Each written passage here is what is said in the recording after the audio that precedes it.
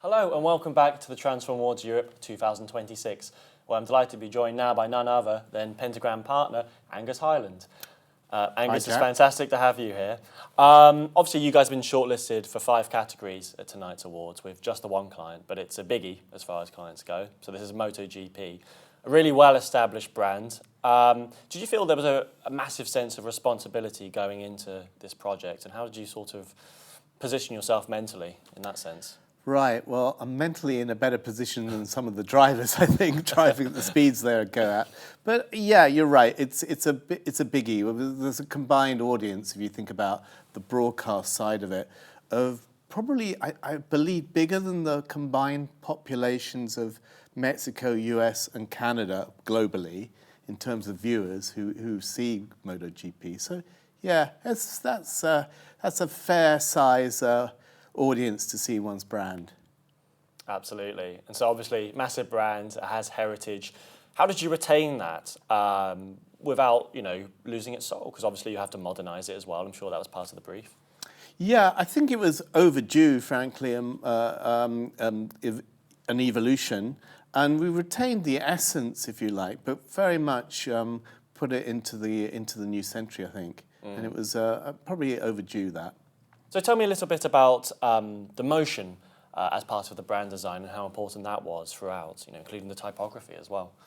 Well, if one considers this to be really viewed basically in broadcast, then clearly the way that it animates and moves and the whole package for on screen is vital to its success and the way that it's received. So yeah, I mean, we have to bake that into the very get-go. So even the actual mark itself is built with the idea that it animates and moves sympathetically to the content.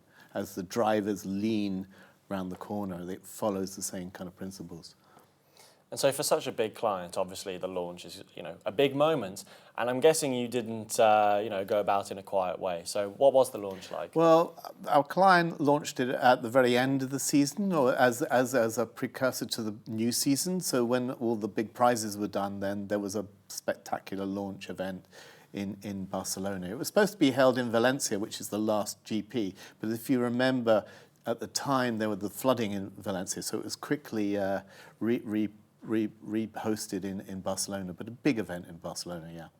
Awesome. I think, for sports brands in general, they can tend to be a little bit controversial. They're not always loved, but what was the reception like amongst the hardcore fans for MotoGP? Well, it's got a massive demographic, as you know, and it spans all nations and everything. And there is, of course, the gearheads who are very familiar and sort of have a great love for the brand. So with all of these things, you know that there is a portion of the audience that are going to spend a little bit of time before adopting the new one. As it was very quickly adopted, and there wasn't hardly any negative press, which is what one thinks is going to be the most prevalent in any rebranding. In fact, there were social media groups built around the new brand saying how much they liked it. So I think it was generally perceived to be a great success in its launch.